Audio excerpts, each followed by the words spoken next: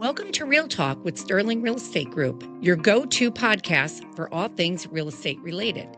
Each episode, we break down the latest market trends, share insider tips, and bring in local industry experts to offer valuable insights that empower your journey. Whether you're buying, selling, building, or investing, we're here to help you navigate the ever-changing landscape with clarity and confidence. Let's get real about real estate.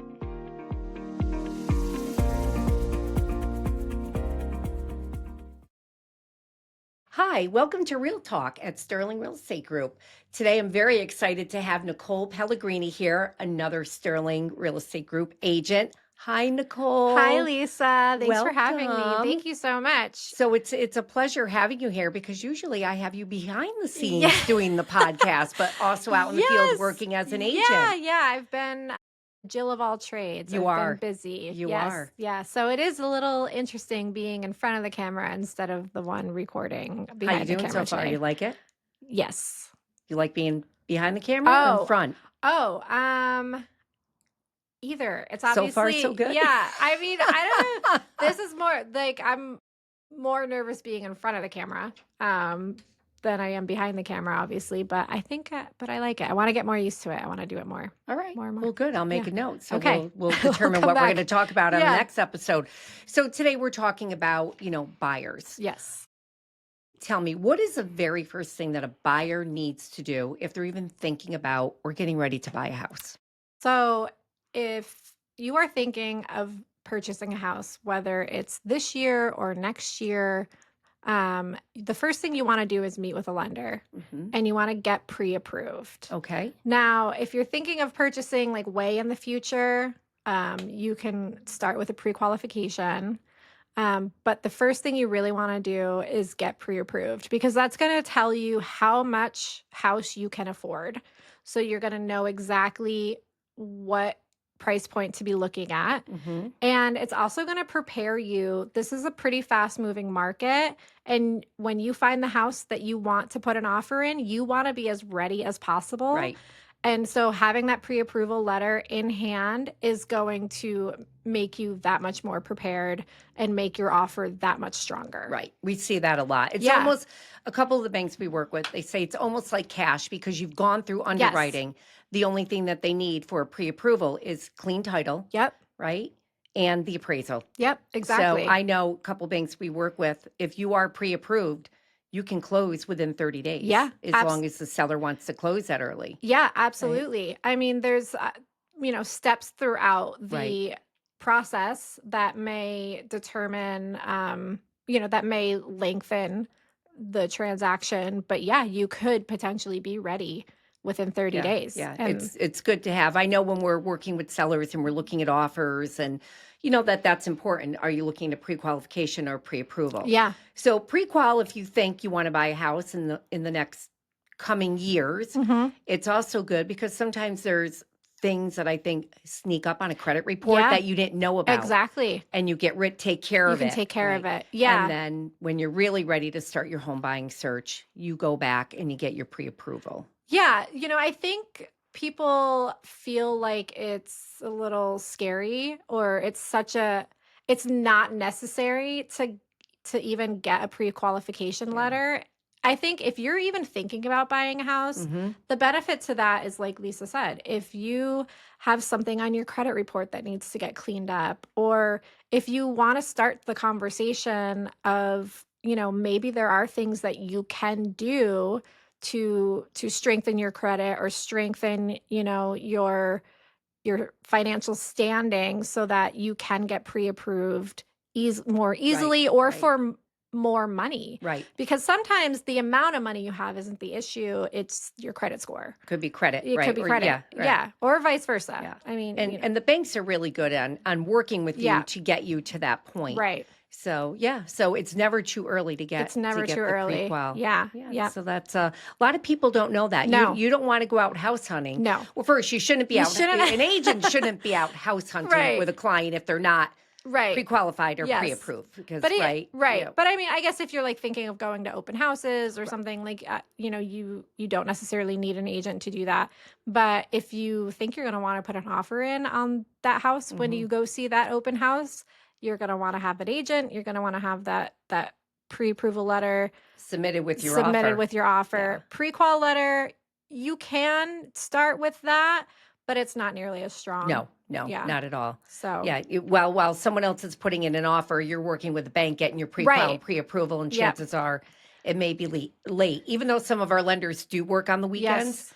not all of them do. No. So now you're waiting till Monday, and you're 2 days late. Yeah. Yep. Right? And this is a 24/7 business. It is. I mean, as much as I don't Welcome to real estate. Yeah. But if you're at work and you can't, Yeah. get to your email, if it's the weekend and a lender is busy, like there's just so many things that could happen in such a short period of time. Right. And a good buyer's agent is going to tell Yes. a buyer, Abs- all of these important all the things. right? Yes. Working with a buyer's agent, you have really less to think about and less to worry about, because especially a good buyer's agent is going to be helping you and holding your hand along the way and making sure that these are things that you know. Right. Especially first-time home buyers. Especially very first-time scary. home buyers. It can be. It can be. First-time home buyers, I am working with some right now. It's definitely very different than working with someone who's buying their second or third home,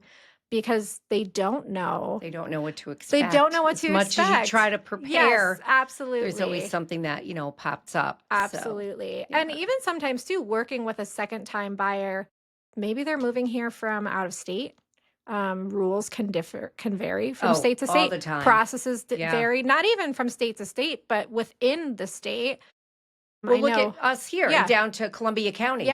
Completely different process. Yeah, it's really helpful to have a local buyer's agent on your side. Yeah.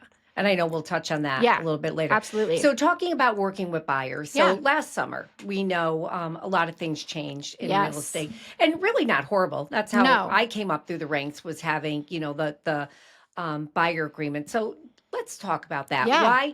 Why is it, we have to have it. Yes. So I'll let you talk about the two different, types that you can have, and why is it important not only to the buyer, but also to the agent. Yeah. So what we're talking about is the buyer agency agreement. Correct. Now, some places, some brokerages, some states, they did this before last summer, but it is relatively new, I think, just in general for most people.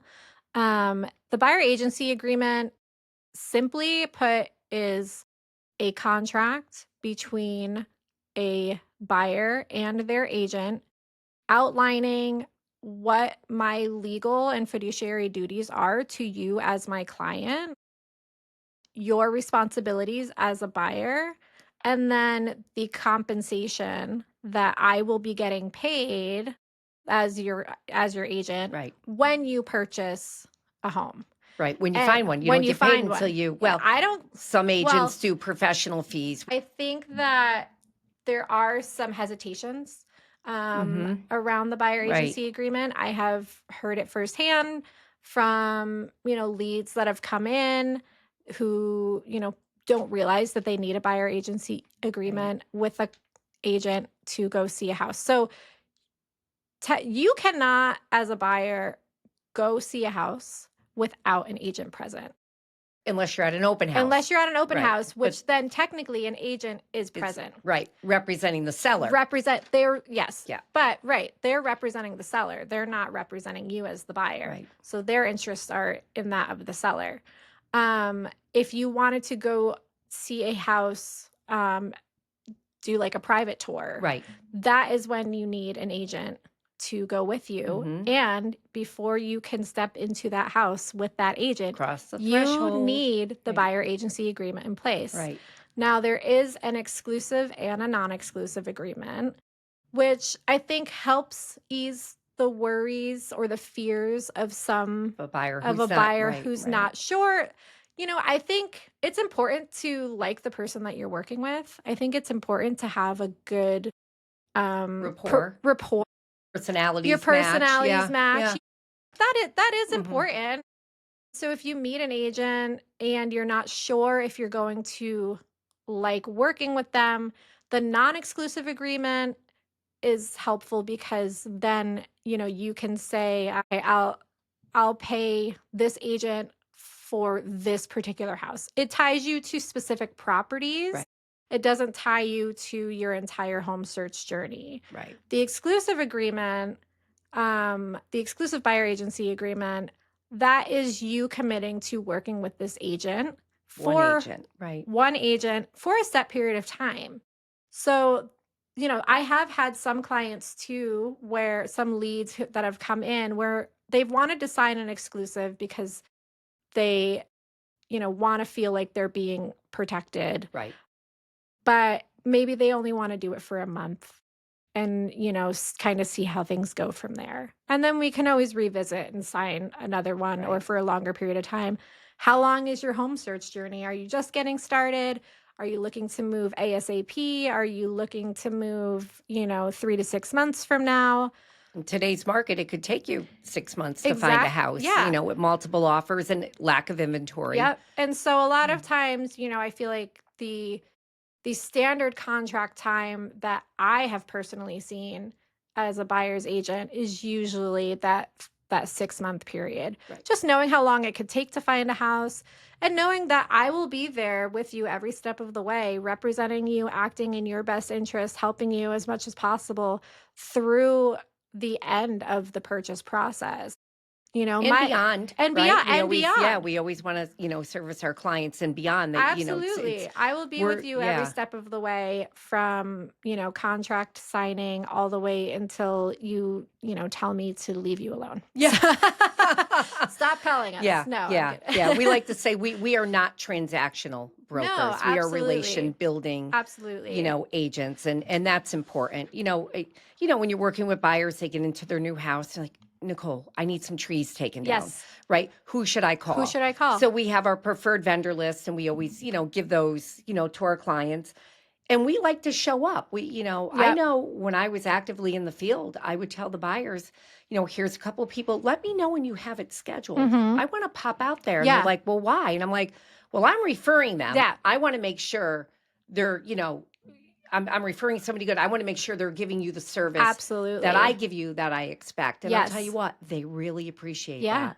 Absolutely. They really do. Yeah, and it's great. And it's nice and it's comforting, I think, to have someone who is actually, looking out for you. And buying a home is such a big thing Yeah. emotionally, financially. You want to make sure that you're working with someone who's actually going to be there for you Take you through. and take you through Yeah. and guide you, provide advice, help you negotiate, help you find whatever it is that you need related to the Right. home. Real estate is more than just buying and selling Right. homes. Yeah. It's everything to do with the home owning process too. And I think you were here. How many months did we take preparing our buyer consultation booklet? I mean, Yeah. it is in depth. It's Is. 40 something Yeah. pages. Now you don't have to touch at every No. point, but Right. if a first time home buyer comes in, it's not like, here, sign the non-exclusive or Right. the exclusive. No. We're doing the buyer consultation. And I Absolutely. mean, walk us through, like, I don't expect you to walk Yeah. through 40 Yeah. pages, Let me but pull it up. No. yeah. No, so it is. It's, I do make sure that my buyers have the presentation so that they can refer back to it. Right. And then they can also go more in depth in some items that maybe I didn't touch base on because, as you can imagine, a 40, 50 page. Yeah. Well, what is document. 100 things right Yeah. off the rip of what? Right. And a lot of buyers like, I Yeah. didn't know you do all that. You're right. Yeah. They're shocked. They are. So typically, if I'm working with a buyer, let's say we're just maybe you were a referral, maybe we're just meeting for the first time, maybe you're a lead who came in through the office, and it was my lucky day. Right. So the first things first is I'm going to set up a consultation meeting with you because I want to meet you in person. I want to make sure that that I can help you understand anything in the moment if you have any questions as we're walking through things. So in the buyer presentation that we have, it talks about what are my legal and fiduciary responsibilities to you.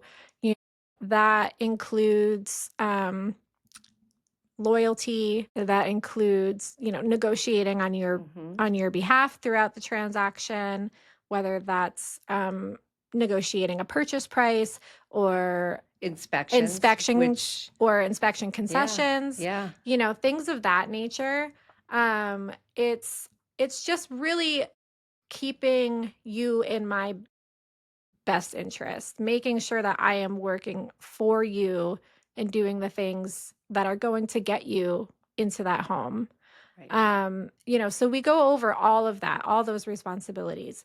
I like to go over the compensation piece. So what happened last summer with the new rules and why the buyer agency agreement is in place is because the way agents get paid has changed. Now, if you boil it down, it's still kind of the same in a way. Right. But it's just setting those expectations. It's more clear. It's more clear. It's extremely clear who's getting paid what, and by how whom. much, and by who. Exactly. So it outlines, for instance, if you're a buyer, and let's just throw a number out there. I'm asking for No numbers. Oh, okay. No numbers. I'm like, just no kidding. numbers. Just kidding. All right. If you're a buyer, I'm going to say, so-and-so buyers, this is the compensation. Right. Now that compensation can either be covered entirely by the seller. It could be covered in part by the seller, and then the rest of the amount would fall to you, my buyer. Right. Or they might not be offering any compensation Right. at all, at which point the compensation would fall entirely onto you. And the reason for doing that is to kind of set the clarity, set the expectation, and make sure that you are okay with these numbers, and make sure that this is going to be a comfortable transaction for you. Now, we do our best that's part of the negotiation Right. piece, right? I don't, if you don't have to pay extra money because you're already spending all this money to buy a house, I'm going to try and negotiate that compensation from the seller side so that you don't have to worry about Right. it. Hopefully I can say this, but most of the time, and I'm sure that there's actually a statistic out there that says how many transactions We're almost a year into it, I'm we're sure almost a now. year into it, and there's, I would say a majority of sellers are still willing to offer some Type of compensation. type of compensation. So it's usually a non-issue. I want to make sure that the buyers are aware and prepared and just know what to expect. In every point of the process, there's always going to be a variety of scenarios that can happen. So knowing what those scenarios are is just going to help you feel more comfortable throughout. Yeah, educating them up front versus, oh, by the way. Right. And we do talk to our buyers. I know some agents have come in and some buyers don't show me property where they're not offering anything to you because they cannot afford to pay. And that's okay. And that's okay. Or you take it into Mm-hmm. consideration of the overall end price. And let's say if your price point is X amount and someone's not offering compensation, then how much house can you afford and pay compensation? Right. Just in case that comes up. Right. I want to make sure that you're able to also see, any house that you might be interested in. Because even if they're not offering, doesn't mean you can't. Doesn't mean you can't. Right. I have had some agents just say, write it in the contract. Yeah. We'll go from there. And we'll go from there. So you never know. Yeah. But so then throughout the consultation, the next piece is finding out from you, what do you want? What do you need? And those are definitely two different questions. What a buyer wants in a house and what a buyer needs in a house. Have you started to think about that? Are there things that you absolutely cannot live without? Are there things that you would be okay with, maybe not having? I think there's a 80-10-10 rule. Right. You have to love 80%. 10% of it you can fix, and the other 10% you have to live with it. Yeah. Or live without it. Right. Yeah. And that helps really broaden your search because when you get too specific, it narrows the pool, and in such a competitive market where inventory is still low, it makes it Yeah. very challenging. So if you can figure out the things that you absolutely need to have in a house and the things that you can live without, or maybe implement down the road, Right. that is going to help a lot. Definitely. It's funny, I have sent so many listings to buyers that they're not that I know they would tell me they're not interested in. Yes. And I would say, "I know this isn't what you're looking for, but just take a look at it." Yep. I've sold more houses doing that because Mhm. they get, now I don't wanna say fixated, No, but you get, they like, have in their stuck mind in their mind. exactly what they want, but Yeah. we're looking at things objectively. Right. This could work. They could take this and turn it into X. And, Right. I mean, I even showed a multifamily Yeah. Oh, that turned interest into a single family home that Yeah. ended up being in the Saratoga Showcase of Homes. So let's go That's right to that amazing. whole, Right. extreme. Yeah. So, and that's part of what a buyer's agent Well, does. They're looking beyond, especially if you go out with them 1 or 2 times, you you start you to really know what they Yeah, want. absolutely. Yeah. Yeah, the more time that we spend together, the more I begin to understand what it is that you want. I am able to pick up on the things that you say, or even just your general reactions to Right. things, and I can then apply that to the market and what's coming up. And I had the same thing. I think there's we do get so set on the things that we feel like we absolutely have to have in a house that, you don't want to be too close-minded, because I think it's more about the feeling Right. than than the thing. So I had a buyer. I sent her a house. We were looking at houses for weeks, and I she said she didn't want a house that was like too cabiny or too woodsy. On a whim, I sent her a house that was kind of cabiny, Mhm. but it checked every single one of her boxes. And when she was like, "Okay, let's go look at it." She fell in love with the house. That's the And you house put the offer in, yeah. put the offer in. Her offer got accepted, and that's the house she's living in. And she's doing a beautiful job. She's updated. She's adding her personal touches and Right, right. updating it.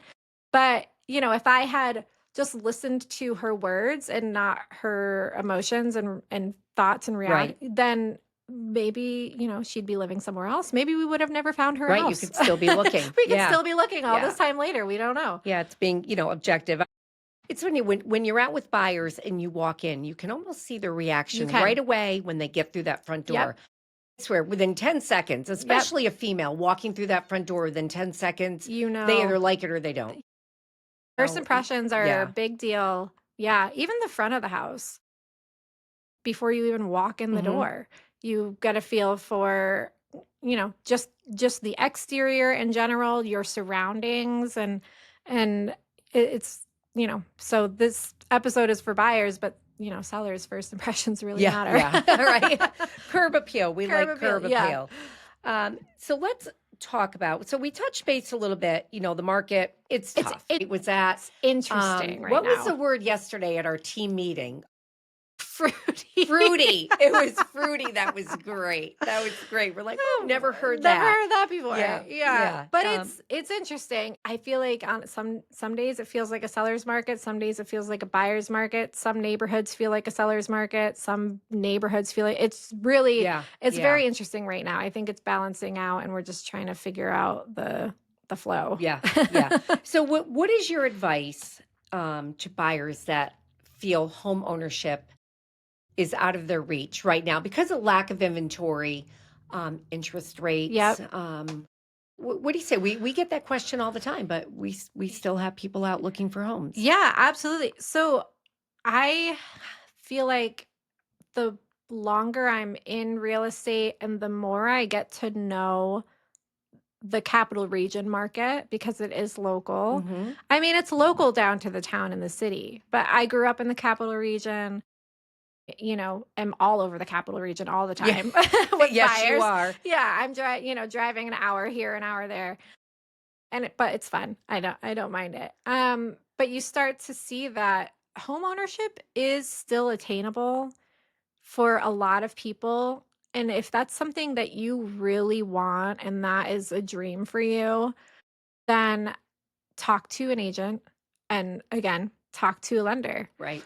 An agent is going to be able to help you find the areas that you can afford, the houses that you can afford, and a lender is going to be able to tell you how much what Yeah. that price point is. And there are plenty of options out there. There's different loan options. You can, buy down interest rate. There's a lot of There's a options. lot. I think that's what it is it's not black and white. It's not, everyone gets the same exact loan and buys a house the same exact way. There's so many different options and opportunities out there. And that's why I think talking to a real estate professional is important because it just opens up a world of Yeah. possibilities. Yeah. And they think, I mean, yes, they think interest rates are high. Right. I've been doing this for Yeah. so long. It's not high. No. But compared to what we were, Right. It is. it is a little shocking. Yeah. Well, you were in a meeting the other day with us, and Yeah. we were talking about new construction, right? The home prices, and we were just laughing, like, how much was that? Yeah. What? I know. That's a product, of the That's market. But you're yeah. right. There are options. You can do it. Yeah. We have, new construction. We have modular. Yeah. We have the affordable portion of the modular, which Right. we don't want to say too much now, but you will be releasing Yeah. a community of your own that Absolutely. is very affordable. Very affordable. And I just love that I plan. know. I know. Well, the modular thing, it really is. If you Yeah. want new construction, like if that's what your heart is set on, but it feels unaffordable, with it, with tariffs, with the housing market, Yeah. prices have gone up. It's new construction is depending on the builder and the house, the Right. size, the Yeah. whatever, it can add up pretty quickly. Yeah. The modular, especially the efficient modular homes, they are so affordable. You're competing with resale value. It's and it's It's funny, shocking. and I don't want to go No, down the no, modular no. road, but Right. people think modulars are trailers or Right. manufactured. Yes, They're not. they're not. I had a client meeting in here a couple months ago. Yep. And it was a harder price point for new construction, so I mentioned modular. Yep. And in his mind, he believed the modular was a trailer or manufactured. Not that there's anything wrong with that, but I Right. tried explaining it to him, and he's nope. Nope. I could not tell him. Otherwise. So we had a modular that we sold right down the road, and I took him through, and I didn't tell him what he was in. Mm. I said, "Is this something you like? The layout? Do you like the quality? Yep. The whole bit?" He said, "Absolutely." I waited till we were outside, and we went in the basement, and Yeah. he was looking up, and I was like, "Okay, he's going to be able to tell now for for that marriage wall." Right. He didn't, No. because if you don't know what If to you don't look know what for, yeah. we get outside, and I said, he told me he liked it. I said, we just walked out of a modular home. His jaw dropped, Yep. and he said, "I'm sold." Yeah, it's amazing. The Had quality is no incredible. clue, Nope. no clue. Yeah. And then he reverted back to the basement. He goes, "That basement was Mhm. 9 feet." Yep. He's like, "I could finish the basement." It is attainable. Home ownership and new construction is attainable. So let's what else do you have? Well, let's end with, what piece of advice do you want to give to every buyer, no matter the situation? What do you think? I think for any buyer, it's just being flexible, I guess is the word I want to use. Be flexible in your home search. Because at the end of the day, it's not just about buying a house. It's about finding the right home Right. for Home. you. Yes. Right. It's not about buying a house, it's buying your home. And so I think just keeping an open mind, um, being flexible, and not even necessarily flexible in just the house that you're looking for, but throughout the entire process, things are going to come up. Transactions do not always go smoothly from you put in an offer, your offer gets accepted, now you're buying a house. Like Right. And there's you're closing in you're 45 to closing 60 right. days. Yeah, there's a lot more that goes into it. So also choosing an agent that you trust to go Right. through that process with you. They'll be able to help you find the home maybe that you didn't think you wanted, Right. but that you fall in love with. They'll be able to help you when it comes to inspections, know what to look for, How to deliver that how inspection to report deliver. that Yeah, may show up. right. I know you had that situation. Yeah. And it's just how you deliver it to, without Yes. scaring your Yes, you buyer. don't want yes. Yeah. Don't get scared. I just Yeah. told my buyers this, and maybe I'll start saying this to every buyer no matter.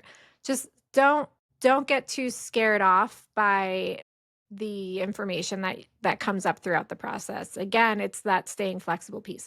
Obviously, I want you to be realistic. Right. I Yeah. want you to be,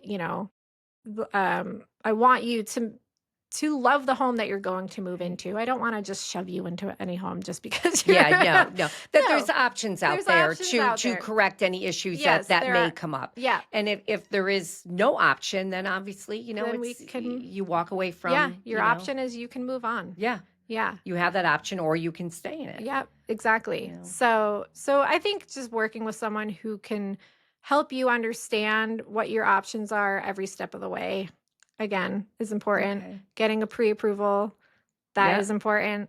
And yeah, just keeping an open mind, being flexible and, staying optimistic. Just because this market is a little more expensive and a little crazier Mhm. doesn't mean homeownership is impossible. Yeah, If exactly. something you really want. So I know we have probably run out of time. Yeah. And what did I say when we sat down? Nicole and I could talk probably for Yes, hours. we could. So we're going to have to come back to Yes. part 2 of representing buyers. Yes, yeah. Right.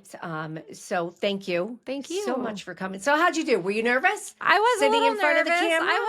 I was a little nervous. She did but great. I have some notes, just to make sure I didn't completely lose my head. It's okay. I have my questions and yep. it's okay. And then once you start talking about it, you're like, oh yeah, I could literally talk about this all day. So. I know. That's great. All right. Well, Nicole, thank you again. We're going to course. come back to part 2. Yep. Thank you for listening to Real Talk at Sterling Real Estate Group. And we will make sure that we have Nicole Pellegrini's information embedded into the comments. And In the show again, to our notes. viewership, if anybody wants to hear any certain topic, please reach out. Let us know. We have a ton of people lined up, but we want to do this for you to help educate you in your home buying journey. Yep. Thank you. Thank you. Thanks for tuning into this week's episode of Real Talk with Sterling Real Estate Group. Make sure to subscribe on your favorite podcast platform so you never miss an episode. If you have any questions about real estate or topics you'd like us to cover, we'd love to hear from you. Reach out to us at info@sterling518.com.